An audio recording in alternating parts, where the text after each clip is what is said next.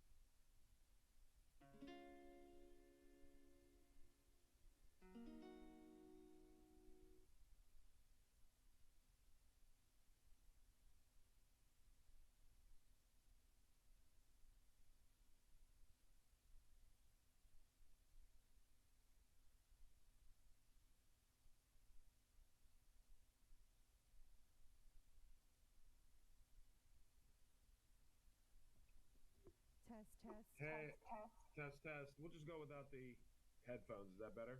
Oh, Councilmember Jackson, yes, I can hear you now. Okay. All right. We'll go without the headphones. Thanks.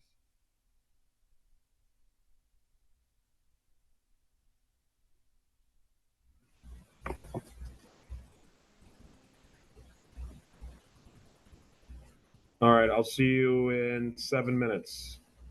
Test, Thank test. you. Test, test. Ray, do you hear an echo with me? Yes.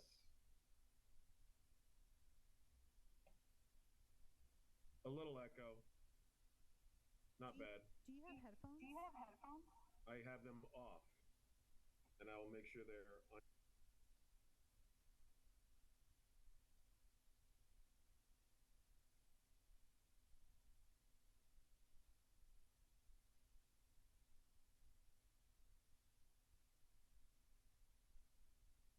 No, Test, test. we're still hearing an echo.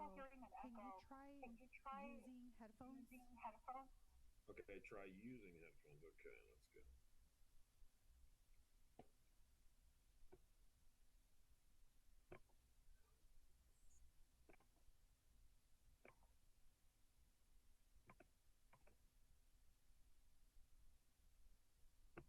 Can you hear us through your headphones? Hang on, I'm turning you on now.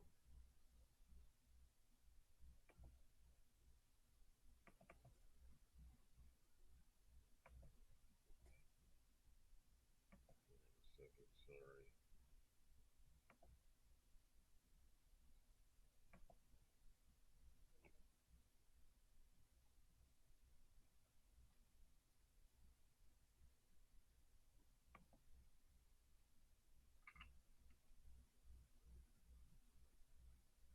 Okay, how's that?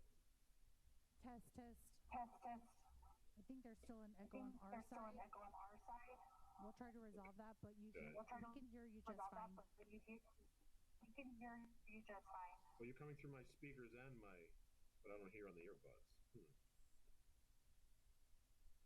Is there still an echo? Yeah, just make sure that the audio is just coming out of your headphones, not the computer. Okay.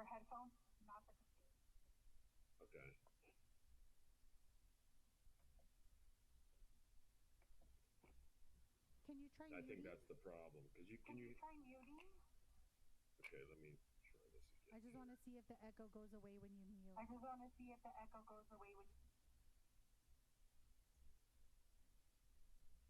Okay, how's that now? You sound fine, and yep, Is that that resolved the echo. Echo's on our gone? end. Yep. Okay. Perfect. So, yeah. All right. So the audio is set perfectly, and then I think. I will not touch a thing. Yep, sounds good. And you're able to still mute and unmute. If you want to test that, just to verify that it's not going to change any of the settings. That's a good idea. Test, test, test. Okay, you can unmute and try testing again. Test, test, test. Test, test, test. Yep, sounds great. Thank you, council member. Test, test, test. All right, great. See you in a few minutes. Thank you. Thank you.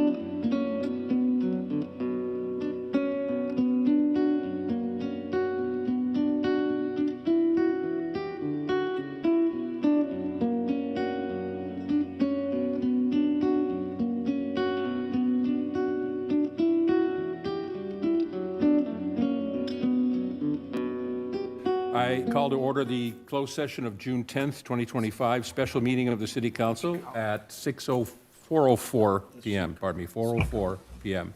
Madam City Clerk, may we have the roll call, please? Councilmember Francois, Here. Councilmember Keegan, Here. Councilmember Jackson, Here. Mayor Pro Tem Detoy, Here. Mayor Seaman, Here. and for the record, Councilmember Jackson is joining us via teleconference. Thank you, Madam City Clerk, I appreciate that. Do we have anyone for public comment in person or on Zoom? We did not receive any speaker cards via Zoom. We do not have any virtual hands raised.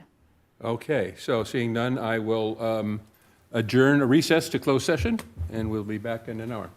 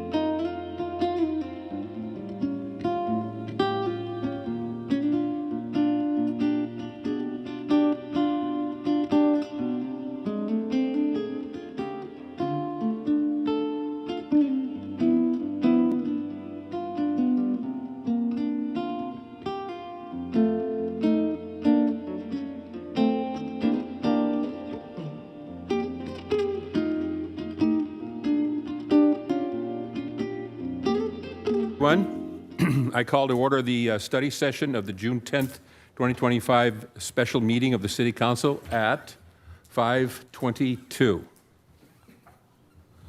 Pledge of Allegiance. Bo, would you like to lead us in the Pledge of Allegiance?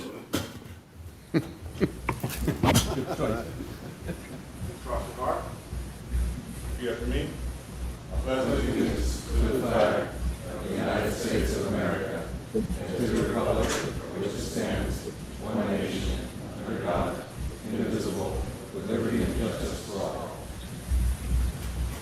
Thank you. Madam City Clerk, may we have the roll call, please? Councilmember Francois, Here. Councilmember Keegan, Here. Councilmember Jackson, Here. Mayor Pro Tem Detoy, Here. Mayor Seaman. Here. You have a quorum. Thank you, Madam City Clerk. Do we have anyone for public comment or on the study session topic only, in person or in Zoom?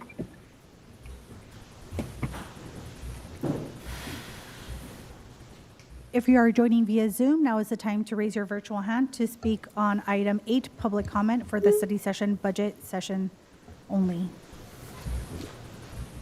We do not have any virtual hands raised. All right, thank you. So we'll have opening remarks from the interim city manager. Thank you, Your Honor. This is the budget workshop for council and the community to review where we are and where we're going. It's the city's spending plan for the next year based on input from the public and direction by council. It also represents a snapshot in time. It's a living document that can and will likely be adjusted as necessary throughout the year to address the needs of the community. The budget is the result of hard work by your dedicated staff, especially your finance team led by Brandon Walker and Henry Chow, and based on the input of each department head and their staff. I want to commend each and every one of them for their efforts, as well as former city manager Suja Lowenthal. Given this is my 8th day on the job, I can't take any credit for it, but will be happy to take the blame as needed. The proposed budget for your consideration is balanced. The theme this year is "We're good, but." We have to throw the but in because while our revenues are projected to increase by 2%, and while our rainy day fund will remain at 20% of our operating budget, the city faces substantial challenges over the next few years down the road. It is simply a fact that even though the city has not really grown in terms of size or population over the last several decades, The things the city does has increased exponentially due to state and federal mandates, and the cost to do these things, of course, has grown as well thanks to inflation. Because of that, as part of adopting this budget before the end of this month, I'll be asking that council reactivate its finance subcommittee to do a deep dive with the city treasurer and our staff into our financial trends and explore ways to both cut costs and increase revenues to maintain the highest quality services to our residents, businesses, and visitors. In the meantime, I'll throw it over to Administrative Services Director Brandon Walker to provide more details on this year's budget. Brandon? Thank you, Steve. Mayor, members of council, thank you very much for attending and listening to this budget workshop, essentially our first session to discuss the FY26 budget. So essentially what we're going to do is take a 50,000-foot look on some of the themes that Steve touched upon in his open remarks. So the agenda for today is to do a deep dive into the FY26 proposed budget. Again, this is for the fiscal year that begins in about a month on July 1. A high-level summary, look at some key highlights for topics of discussion and consideration, and talk about what Steve had talked about, our fiscal outlook over the next 5 years, some of the headwinds and tailwinds we're seeing now as we look into our crystal ball, and talk about some of the next steps moving forward, which includes formal budget adoption, and we'll talk more about the finance subcommittee and revenue options, as Steve had mentioned in his opening remarks. So at a high level, again, good news for FY26. We're looking to see revenue stabilize. Property tax, which is our biggest source of revenue, has been buoyed by a pretty stable housing market.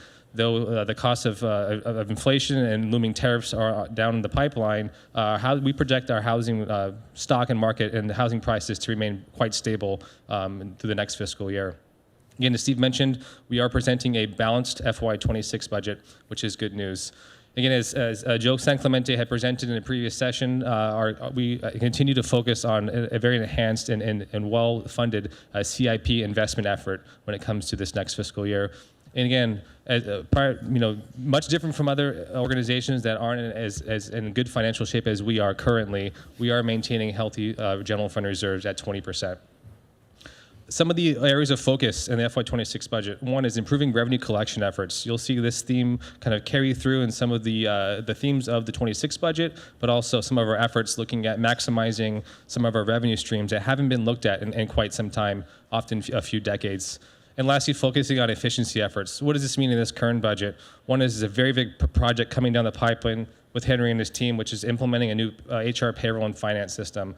We hope to identify many efficiencies and cost-saving measures through this effort next year. And with the work of our new interim city managers, taking a look at all existing contracts, see where we can dedicate resources to the high-impact areas. We're looking for efficiencies across the board. So that's not a specifically outlined theme in this budget, but that's more of an approach and a context we're looking at starting the next fiscal year.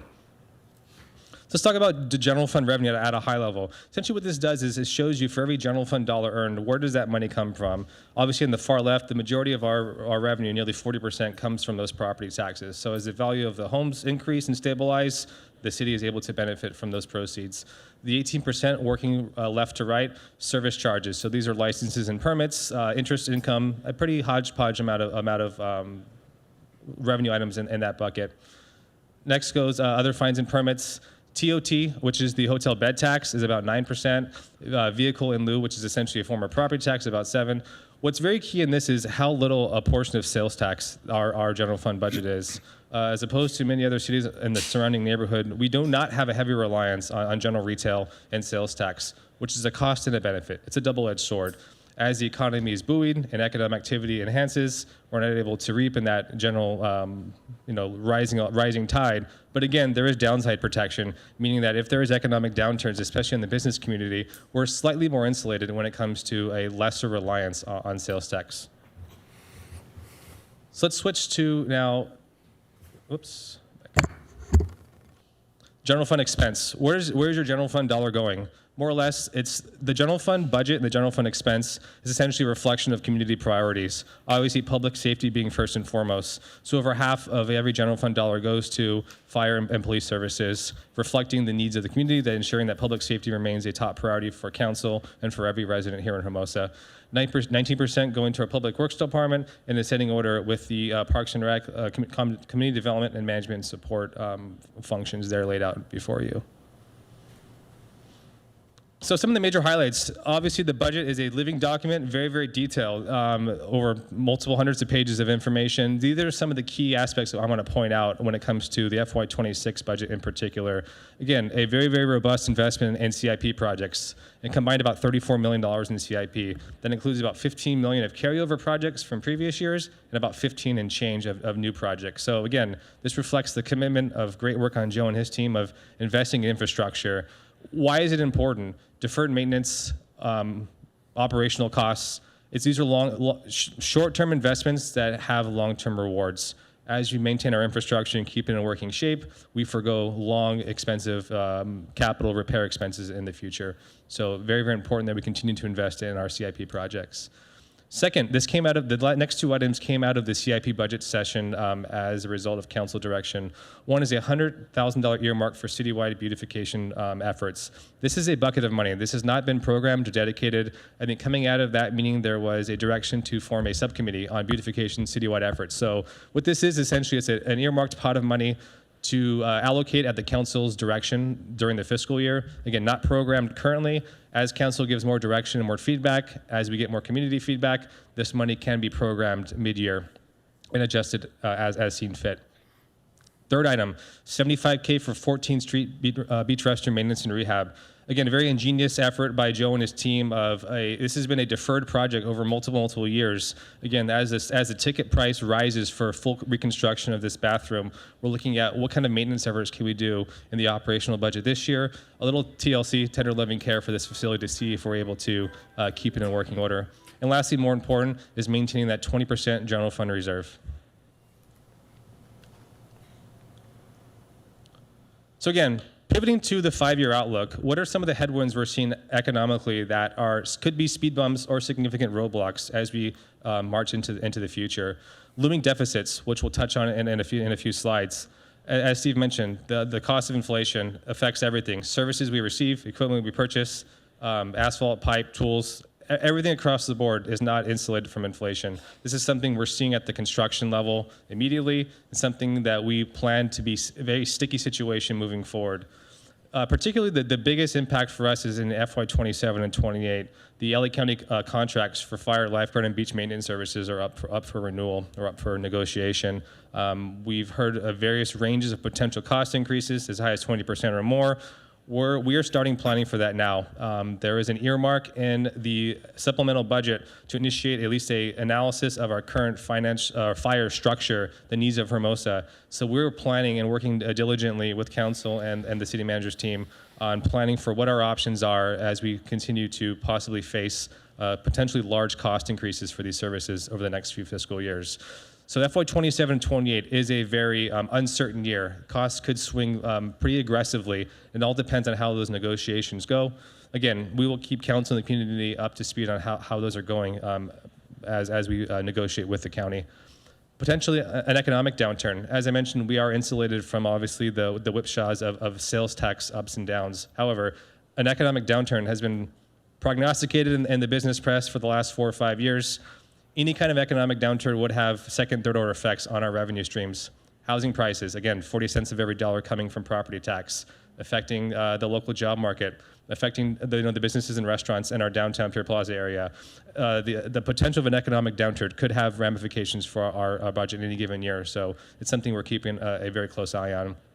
This is the number you've seen before. We have about $160 million in unfunded CIP needs over the next near term.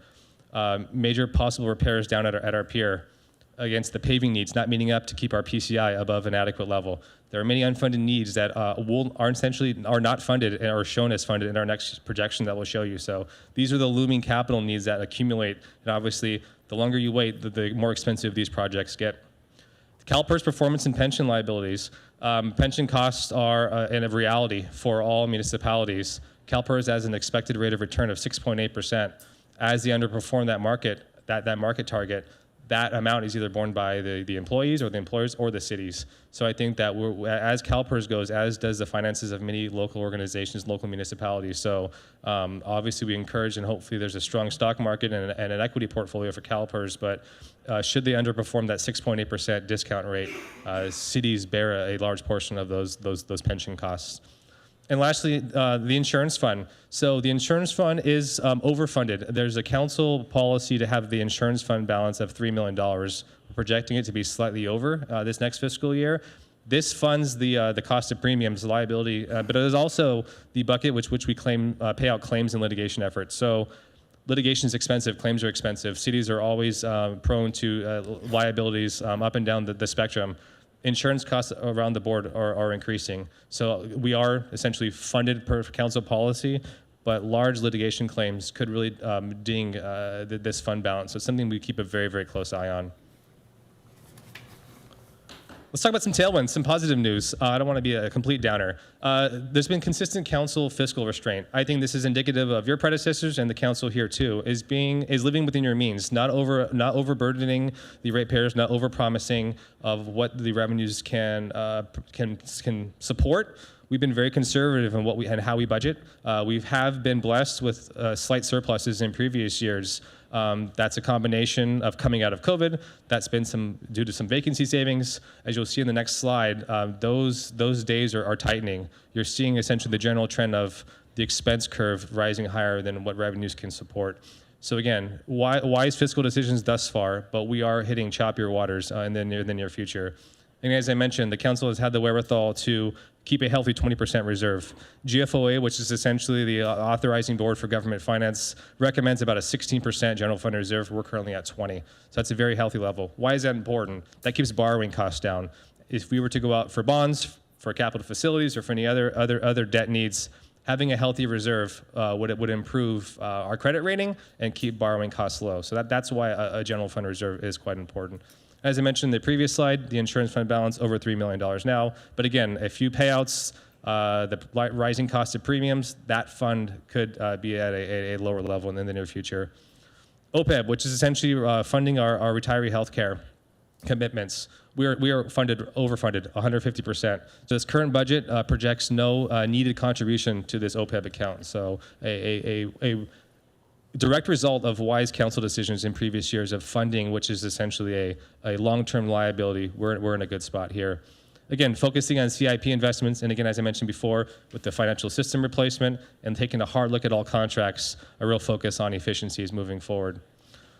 So I apologize for the small font here, but this is a current, right now as we stand, a 5-year projection. And I'll caveat with a few things. What happens next month, next year, next 3 years is very, very uncertain. The whole tariff scenario that's popped up in the last 2 months was not really on anyone's radar previous to that. So things can change. So what I'll mention here is that you'll see a widening split of revenues being outpaced by expenses starting in FY 27-28. We've essentially built in a conservative estimate of what we think the county could come back with. Again, this does not account for any large increases that we may see from the county. This does not assume any kind of revenue measures or any revenue maximization efforts. And again, too, this doesn't really reflect the needed investment in CIP. Essentially, this is what I would call status quo, is if all things being equal now, what does the expense and revenue trend line look like over the next 5 years? Again, things could change. One piece of good news is that the one person who helped me, this is really the brainchild of Henry Chow, is that he actually saw the tariff situation unfolding before it actually did. So he told me this a few months ago. So he's somewhat accurate in projections, not 100% accurate. So there is some wisdom in the general directionality of these lines. But again, I want to caveat that these are just projections and not necessarily anything you're approving today is with these numbers. So again, we've been beneficiaries of a balanced budget the last few years. Tougher times are coming. So to wrap up, let's talk about some of the next steps. Again, this is Budget Workshop 1 to discuss the FY26 budget and getting direction from council. We'll come back in 2 weeks for a formal adoption before our July 1 fiscal year. And as Steve mentioned, post-budget adoption, we would look to reconvene the finance subcommittee to start tackling and looking at what are some of our revenue maximization efforts that we can do in-house to make sure that we have the resources to fund what the community needs. This is just an illustrative example. This is not limited to just these, but some of the things that are currently on our radar. We've recently wrapped up a fees and charges study. There are a lot of user fees, again, that's cost for service fees, permit plan checks and the like, that haven't been updated in some of them near over 15 years. So looking that they have not kept up with inflation. Taking a look at some of those for council consideration. Taking a look at whether or not what we're charging for parking citations makes sense for our region compared to our neighboring agencies. Meter rates, looking at market trends and whether or not there's some wiggle room there to potentially raise or take a look at. And lastly, stormwater and lighting districts. These are two districts right now that are reliant on general fund subsidies, and just having a conversation at the council level of whether or not that format should stay the same, or should there be consideration of borrowing some of these costs onto the ratepayers. So with that, that wraps up my presentation. Again, I know there's gonna be a lot of discussion on some of the supplemental items. That completes everything. Willing to answer any questions or concerns from council. Thank you. Thank you, Brandon. Are there any questions of staff? No? Councilman Jackson, do you have any questions, comments? I just have a couple then. You mentioned three things here that I'm just a little bit curious about. Number one, inflation is coming. Potential economic downturn is coming, possibly. And tougher times are ahead. Those were your words, or tougher times are coming.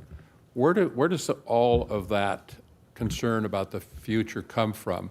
From tariffs, from inflation? I think the numbers are down nationally and so on. Or are we talking about state numbers or federal numbers? I mean, in other words, where does that concern about tougher times are ahead? There may be, of course, I'm not doubting that, but where does that come from? Is there hard data that says that's happening, it's going to happen? Anecdotally, yes. I think there's a piece, essentially a construction index, essentially it's like an inflation CPI for construction costs. That's gone up double digits the last 2 years. I'll get the exact numbers for you. The cost of supplies and services, right? I think obviously majority of our staff costs, are staff costs, right? Labor costs, anything from construction, supplies, equipment, specifically on the public works side, just the cost of producing and executing projects just costs more. I think that's the issue there, is obviously pension costs is probably a big concern also, as I mentioned, but there's no inflation projection. I think we are relatively conservative. I think there's about a 4 or 5% inflation adjustment built into those projections. So that's relatively what we've seen. 2% has been the going rate year over year. So there's just a general concern, and just say more of a predicated stance of council. That's something that we're keeping an eye on. It's not overly concerning. Just but in addition to that, economics is called the dismal science for a reason. Your staff here is taking a very conservative approach to this. We've got a lot of things coming up, costs that are going to be going up. Everything that we've heard coming down the pipeline, from the county lifeguards, the county beach maintenance, to the fire department, to more. These things are going to be increasing. Our fellow cities are seeing this across the board. Construction costs are going way up. The tariffs are one thing that will affect the supply chain, but the supply chain that we've heard so much about since COVID seems to never be ending in terms of being affected. So we're looking at this. Hopefully, we hope that it doesn't turn out as bad as this, but we need to plan for it. Okay, I appreciate that. All right, thank you, Brandon. Yes, Councilmember DeToy. Thank you, Mr. Mayor. Thank you, Brandon, for that high-level report. The one thing that caught my eye was that 150% OPEB savings. So is that healthcare, or does that also include the Section 115 trusts and everything else that we have set aside for kind of as CalPERS goes up in costs until PEPRA members become the majority, and then hopefully contributions start dropping?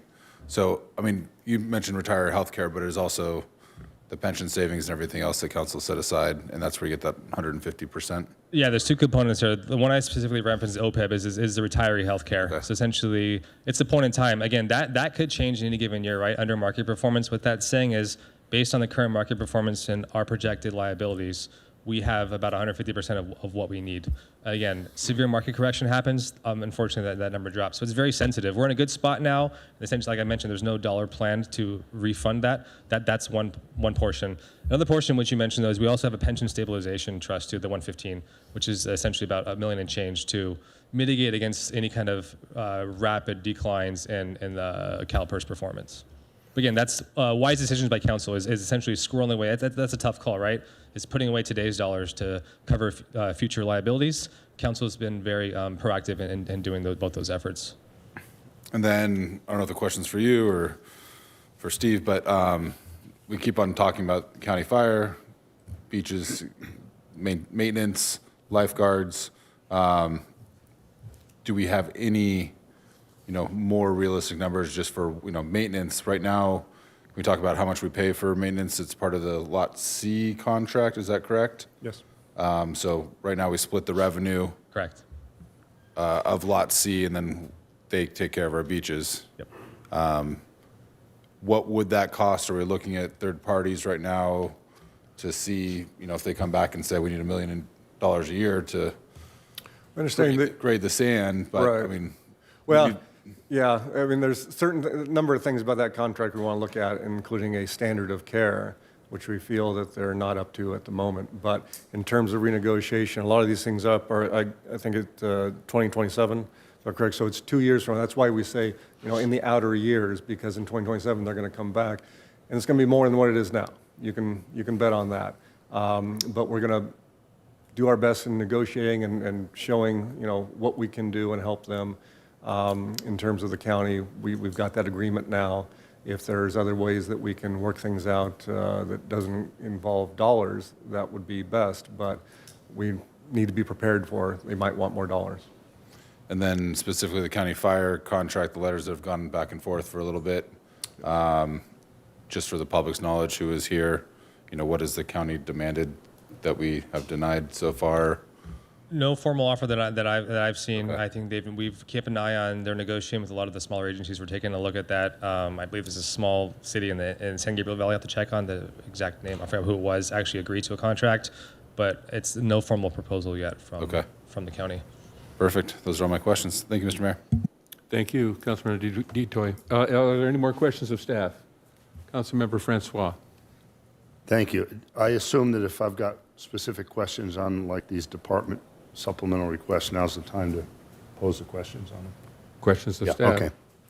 Okay. So just going through some of these supplemental requests, if we choose to not add them, I assume this money goes back into capital improvements. Is that correct? So I can go with one of three places. If council decides not to move forward with any of the items on the supplemental, they can be reallocated to another potential project or operational need. They could go to capital, or they would drop to just available fund balance, which could be allocated by council for any future need during the fiscal year. So those are kind of your options. Okay, thank you. So could you explain the $50,000 for street sign design? Could you explain what that's for? I'll turn it over to our public works.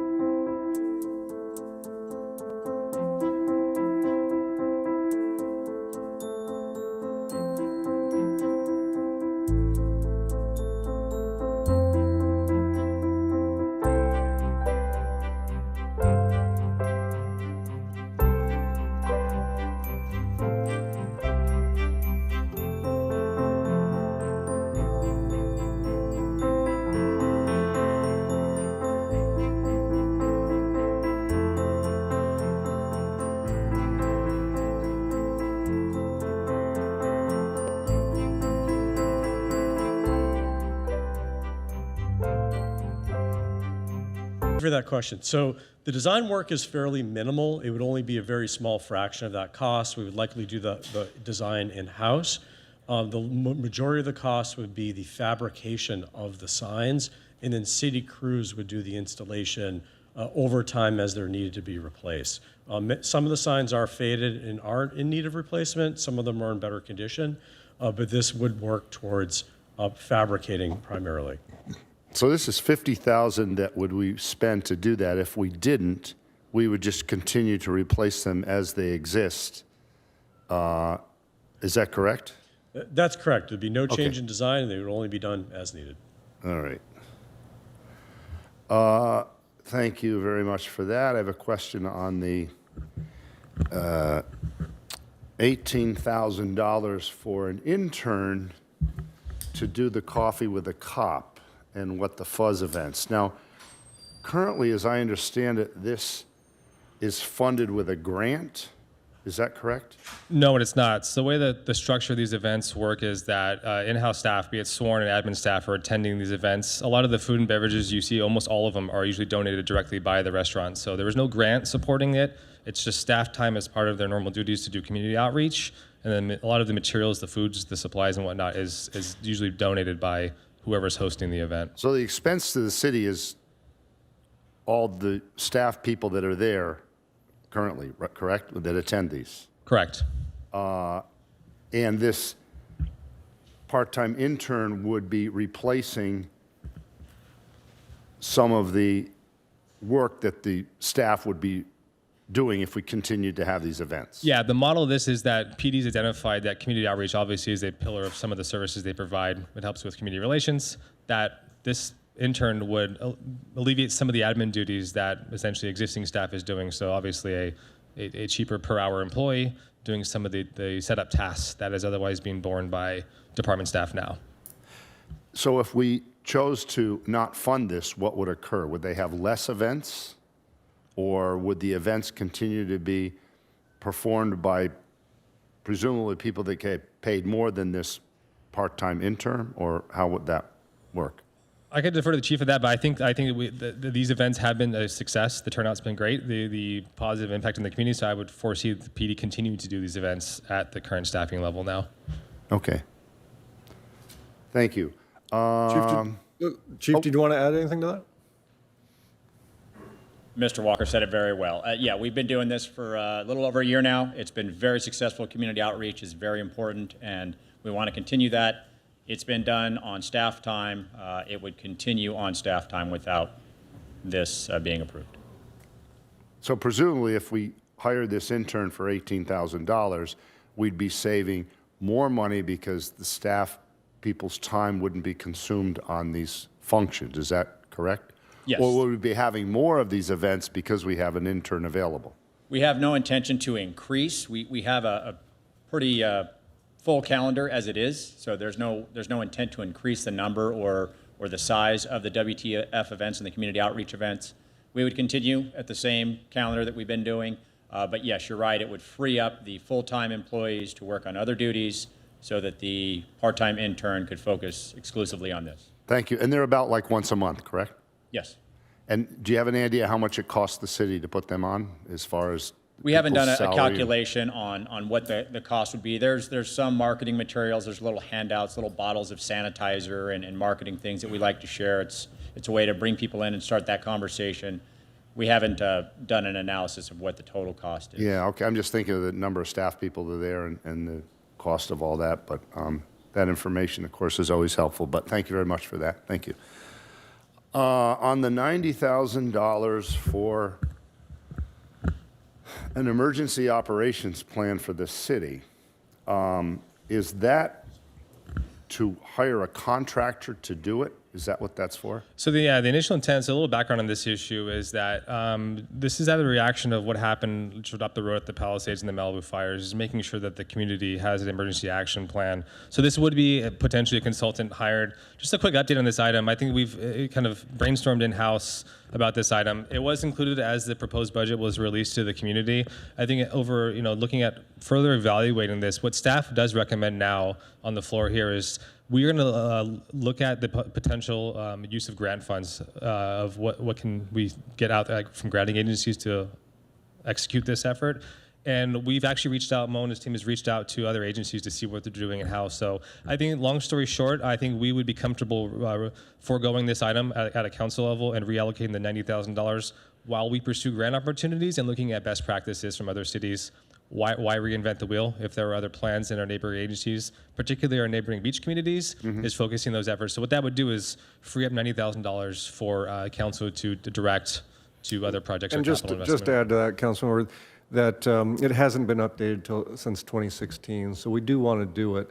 But Yeah, I we do was think just there wondering are. if there was a way to have our Maurice, our current emergency official, to create one in-house. Yeah. And that's what we're going to look Beautiful. at, including with grants, but we would recommend that you can go ahead and take this off Oh, okay. the budget at this time. Great. We also know that an adjacent city is redoing theirs, and we might be using their homework to do our own. I didn't say that. Okay, then. Thank you on that one.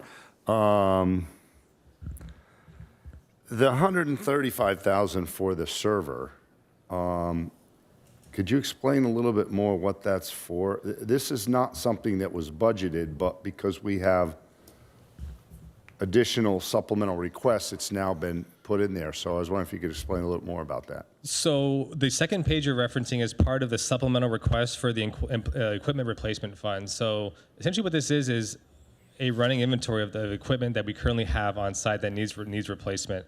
So what does this do? This is the backbone for mainly our financial system, which is Eden, and a lot of our PD dispatch and records retention and records management system. So this is essentially an infrastructure, an investment in infrastructure and technology. So if these things fail, what does this mean? If our financial system goes down, it jeopardizes our ability to collect payments from vendors.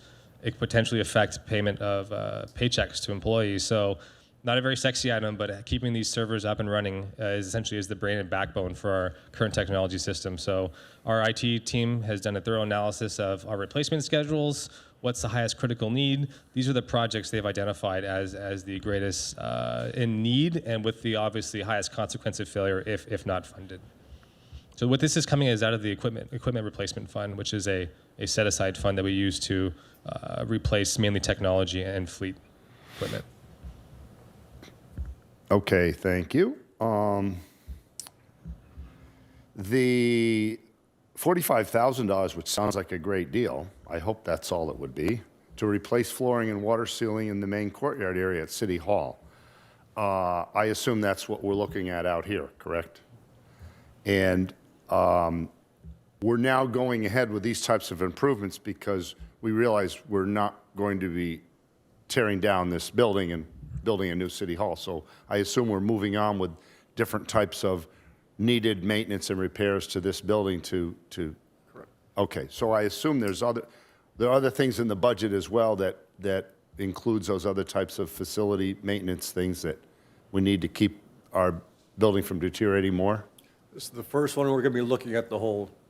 Yes. Whatever happens with the Civic Center in the future, it has needs right now that need to be addressed. Right, okay, great.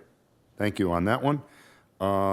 Let's see, I think I had one more related to that one. Near the end of the page here, we have additional funds for facility maintenance and repair services. Is that what we're talking about then, additional funds for other?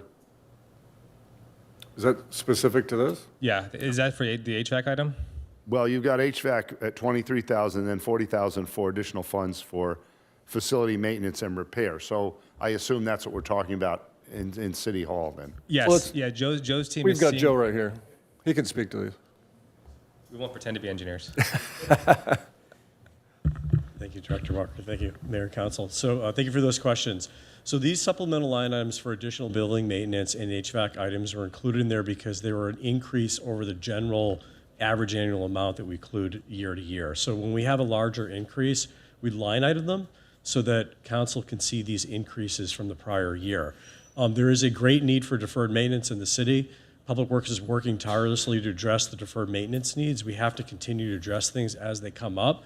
We are seeing a much increased need for continual repair and preventative maintenance for our HVAC systems. We had numerous HVAC repairs and replacements this year and are ongoing into the coming year, and growing need for building maintenance. And so these budgets are to reflect the need that we're seeing. We don't believe the base amount that's included in the general line item is going to be sufficient to cover what we anticipate for the coming year, given the growing need as well as increasing costs. Okay, thank you. One more on the there's a 310,600 for a lift truck. That's for one lift truck, correct? And I'm assuming that's one truck? That's correct. So we have one truck. It's our bucket truck. It is what Public Works relies on for anything that's up high. So our maintaining our lighting system, our facilities, trees, it's countlessly needed and relied on. This vehicle is 23 years old. City has deferred its replacement for years. It is required to receive safety certifications every year, and we're seeing increasing costs in repairs. One of the larger looming repairs on this is the hydraulic system, and if that goes, we're going to have a pretty expensive repair on our hands. Staff is recommending its replacement before the maintenance costs exceed the replacement value. Okay, and this wasn't included in the regular budget, but because we have this supplemental request, it's a new need that has developed recently then, is that? Yeah, we typically do supplemental requests for all vehicle purchases, and so Public Works actually did minimize how many vehicle purchases we did have this year, but this is one that we felt was priority versus some of the other replacement needs. Over time, vehicles just need to be replaced. Okay. Thank you very much. That's all on that. I've got a quick question on revenue. And I think I just saw that you already answered it.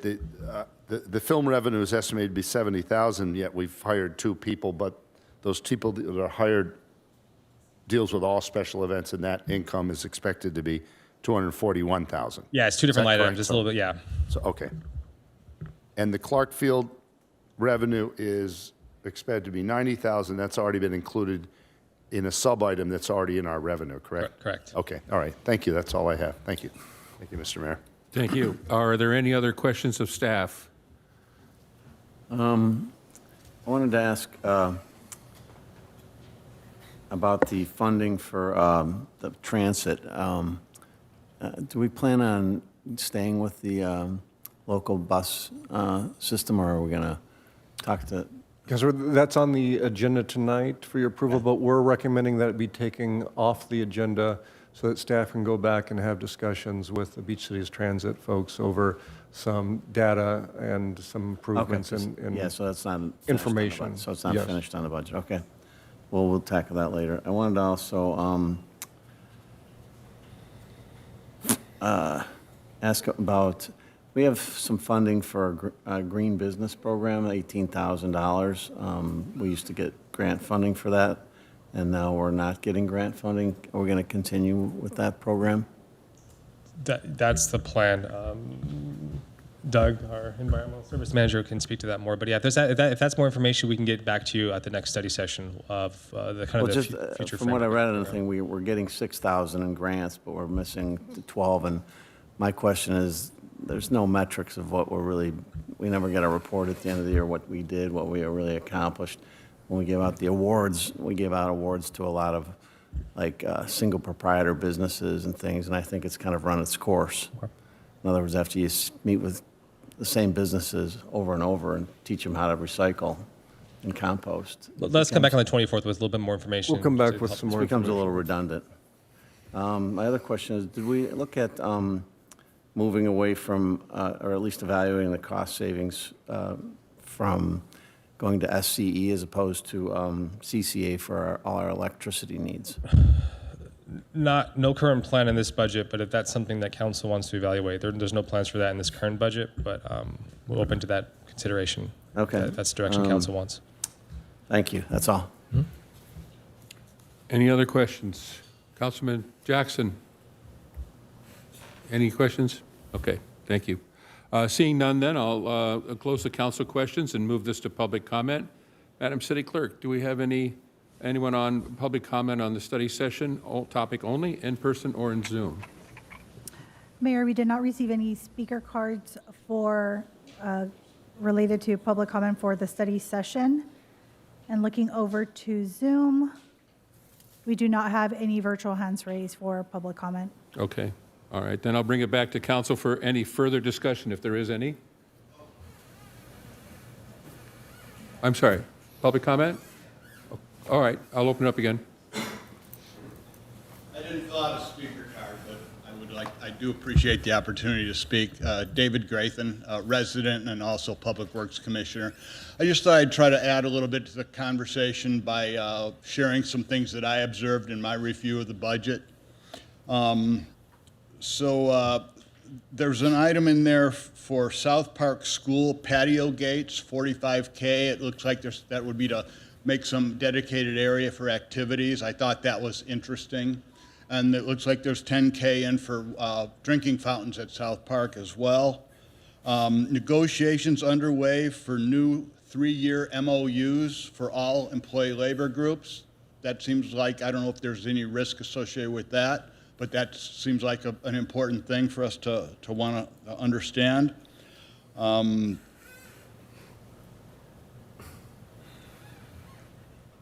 Just an observation, as far as staff, the number of positions has generally remained quite constant over the last few years. I thought that was interesting.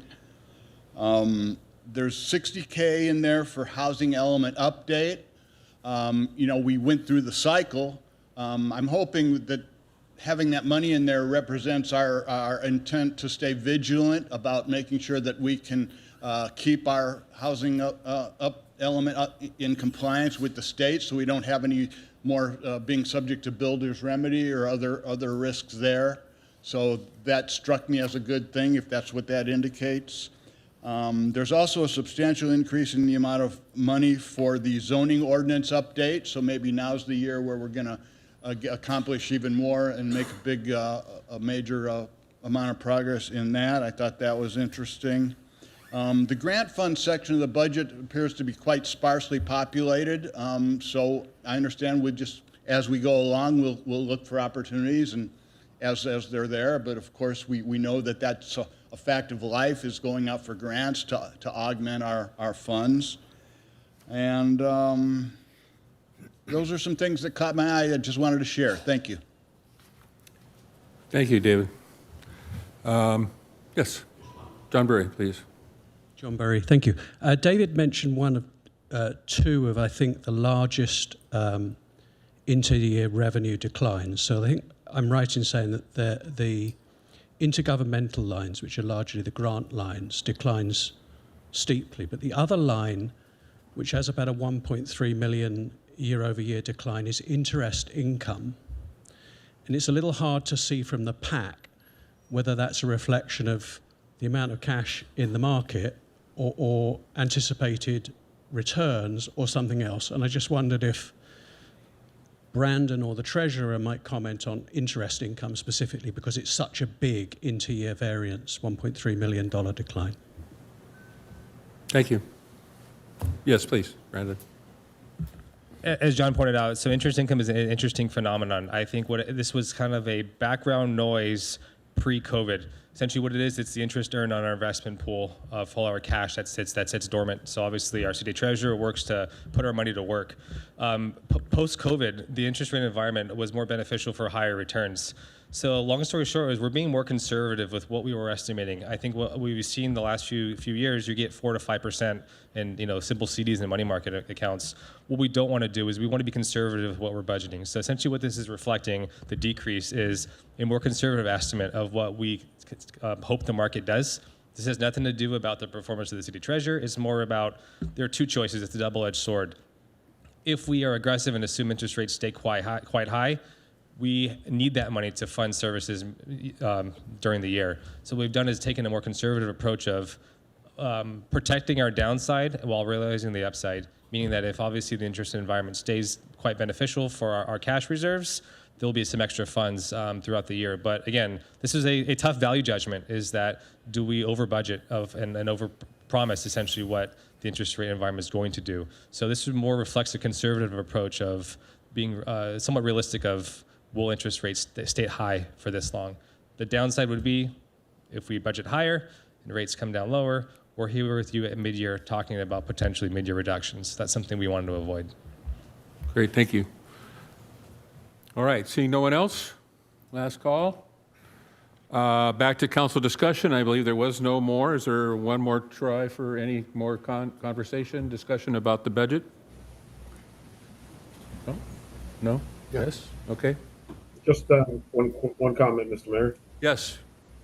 Councilman Jackson. Thank you, Brandon. Thanks for all the hard work you and your staff did in putting this all together. I'm glad you mentioned the revenue collection component that we're going to look later. I also think our admin citation collections should be considered and reviewed, as well as our cannabis delivery tax. That is revenue that is being left on the table as well. So I just wanted to point out those couple things since we're talking about revenue collections. So the admin citation collections, as well as the cannabis tax delivery tax that I don't think we've been receiving. Thank you, Councilman Jackson. Yeah, Mr. Mayor, I don't know what your approach is, like if there's specific things we think should be eliminated, whether you want to hear more input on that and have separate motions for that. Is that what your intention is? Or No, not tonight. Not tonight. This is a study session, basically, and I think we pretty much had our study session. If you have any questions, specific questions about the information given us this evening, now would be a good time to do Okay, that. But I but think deliberation and motions and so on will be next time. Right, so there's no reason for us to tonight explain our opinion on whether specific things should be eliminated or... No. Okay, thank you. I do have an additional question then on the 60,000 housing element that a speaker brought up. That's for this year, but I'm assuming that the year or the 2 years that we would be working on the next housing element, we're talking about a lot of money to put that together, right? We would probably be hiring a contractor or consultant to come up with a new housing element, or what? No, How is that going to work out in the future? Welcome, Allison. Thank you. Good afternoon. Thank you so much for that question. The 60,000 that is in the budget this year is for housing element implementation under the current cycle. We'll begin preparations for the future cycle probably in the 2027-2028 fiscal year. So 2027-28 is when we will be Hiring a budgeting, consultant to but begin. not until then, because things can change between now and then. That's correct. So the 60,000 would be... It's an 8-year cycle as well. Right. So the 60,000, what would that be? What type of things would we be doing to ensure it's implemented? Because I thought it's a plan, it's there.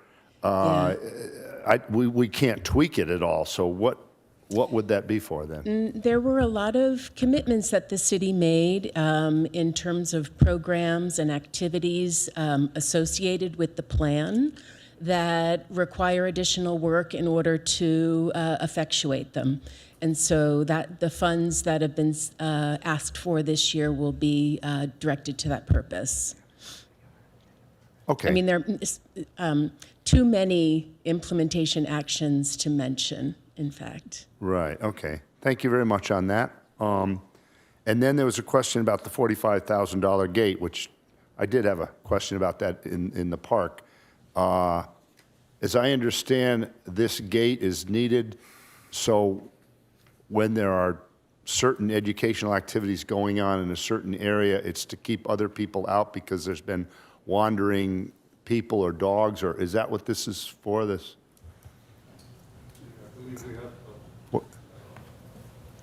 Thank you for the question, and good evening, Mayor Pro Tem, and council members. That is exactly what it's for our current Park After School program, to ensure the safety of our participants, because we did have individuals not associated with the programming coming in our courtyard space in front of the building and the rooms itself. So even though it's public property, we're having events there, and we need to keep other people from going in and... Just during program hours, when the after-school program's in session, and we hope to have a summer day camp at that facility in the future, and the gates would be open outside of program hours. It's just the cement area right in front of the building. And is that $45,000, is that a high end? I mean, I would think a gate would cost a lot less than $45,000. I'll actually have our Public Works Director come up and explain. A conservative estimate, but we never know until the bids come in. So right now, nothing is designed, so there's multiple swing gates that would have to be fabricated, and we would want them to match with the existing railing system that's there. All metal components are coming in extremely expensive these days, especially operable gates. So right now, it's a ballpark estimate, I think, of what we would need. We're hoping it's conservative, but I will say any metal component right now is not cheap. Does it have to be metal? To be something that would be durable for what it would need for its operability and to look aesthetically pleasing adjacent to the existing railings, I think it would have to be metal. Yeah. Okay. Yeah. Thank you. All right, That's all thank I you. have. Thank you, Mr. Mayor. Thank you very much. All right, so that closes council discussion on this item and brings us to adjournment for tonight's meeting. So I will adjourn this meeting, and then we will go directly to our regular meeting scheduled for this evening. So this special meeting is adjourned at 6:14, and we will go right to the session, our regular session And meeting. Mayor, if we could get just 2 minutes, just to reset our computers Oh, okay, to make all sure. right. So let's take a 5-minute break. How's that sound?